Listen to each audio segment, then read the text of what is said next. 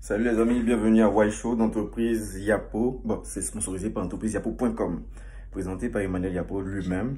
Mais franchement, je voulais juste vous parler d'un truc rapide parce que j'ai reçu ce flyer-là d'une compagnie, bon, de cette compagnie Chatwell.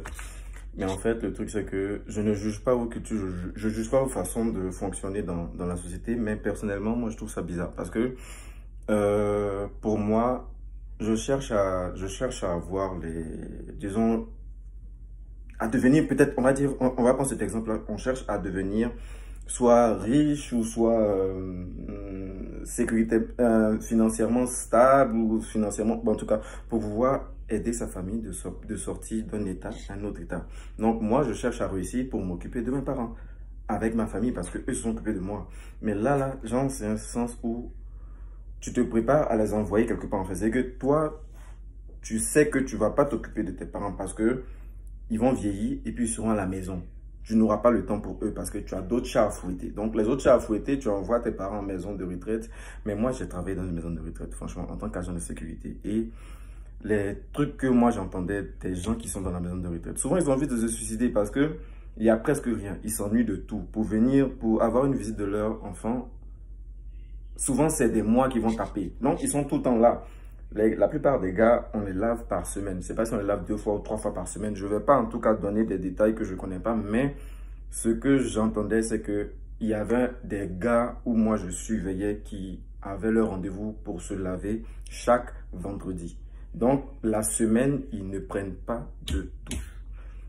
Le samedi, bon, le vendredi, ils vont les laver. Mais, genre, en fait, non, je ne sais pas si vous comprenez, mais l'ambiance est bizarre là-bas, franchement. L'ambiance est bizarre dans les maisons de retraite. Ah, bon, je ne vais pas dire avant parce que je ne connaissais pas avant, mais ce que j'ai entendu, c'est qu'avant avant le Covid, il y avait un peu d'ambiance, il y avait des activités qu'ils faisaient. Je pense qu'ils vont chercher à reprendre ça. Mais il y avait un peu d'ambiance pour leur permettre d'oublier un peu cette solitude-là. Mais la plupart que moi j'ai rencontrés dans les maisons de retraite, si ils ne parlent pas de se suicider ou de quoi que ce soit ils reçoivent la visite de leur enfant. Il y a des enfants qui sont bien, ils mettent leurs parents là-bas parce qu'ils ne peuvent pas s'occuper de leurs parents à la maison. Et ils partent là-bas pour leur rendre visite. Je parle plus de la culture où on laisse les parents dans les maisons de retraite parce qu'ils sont vieux en fait. Je sais pas en fait.